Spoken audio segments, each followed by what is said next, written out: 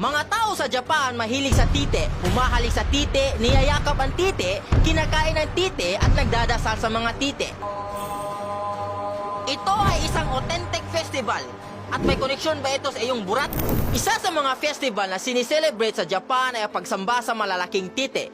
Ang mga tao sa buong mundo pumupunta para maka-experience sa ganitong festival, para makita ang pinakamalaking tite, para makasakay ng tite, at especially makakain ng tite. At pwede din kayo mag-celebrate sa loob ng inyong bahay. Nakikita din natin ito sa kalsada painted by artists at may carved into statues. Gusto ko lang linawin, ang tinutukoy ko ay isang body part at hindi ako nagpo-promote ang bad word. Alam naman natin na ang Japan ay isang bansa na conservative pagdating sa kanilang pribadong buhay, especially sa sexuality. Pero sa itong particular na festival, ang mga tao ay nagse-celebrate at nagsasamba sa malalaking tite at pinaparada nila ito sa mga daan. Kanama Matsuri o kilalang Steel Penis Festival. Ito ay kada taon na ginaganap sa unang linggo ng Abril.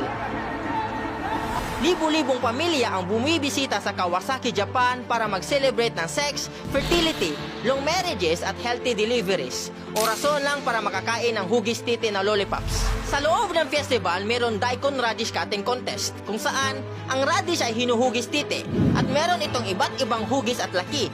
Maraming food stores. Ang iba dito ay nagbebenta ng sex-related ornaments. At maraming tao ang sumisip-sip ng lollipop na tite. At ang mga nalikom ay dinodonate sa HIV research. Ang festival raises awareness tungkol sa safe sex practices. At naglilikom ng pera para sa prevention nito. Pero paano ba ito nagsimula?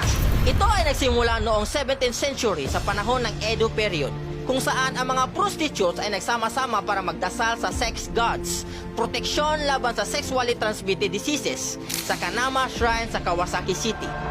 At meron ding alamat na nagsasabi na meron isang babae na naging biktima ng sumpa ng isang silusong demonyo. Ang ngiping matalim na demonyo ay inggit, kaya nagtago ito sa kanyang bajayjay at kinagat ang titi ng kanyang asawa nung sinubukan nilang maglabing-labing.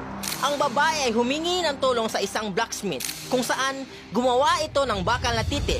Pinasok ito at kinagat ng demonyo ang bakal na titi. Ang mga ngipin ay nabasag at tuluyang umalis sa kanyang katawan. And she lived happily ever after kasama ang kanyang asawa na tumubo naman ulit ang titi nito. Ang Japan ay humaharap sa malaking krisis pagdating sa kanilang annual births. Sa unang pagkakataon, ang rate ay sobrang mababa para i-stable ang populasyon. Mahal na cost of living, kulang sa lugar at suporta sa mga syudad ay nagpapahirap sa pagpapalaki ng bata. Ngayon, ang festival ay sumisimbolo sa inclusivity at pagtanggap sa LGBTQ community at sa mga taong may HIV or AIDS. Ang festival ay naging popular noong 2012 pagkatapos ni Matsuko Deluxe, isang sikat na personalidad sa Japan na sumusuporta sa sex positivity at LGBTQ rights, pumunta sa event. Ngayon, humigit kumulang 50,000 ang pumupunta taon-taon. Ikaw, paano ka mag-celebrate?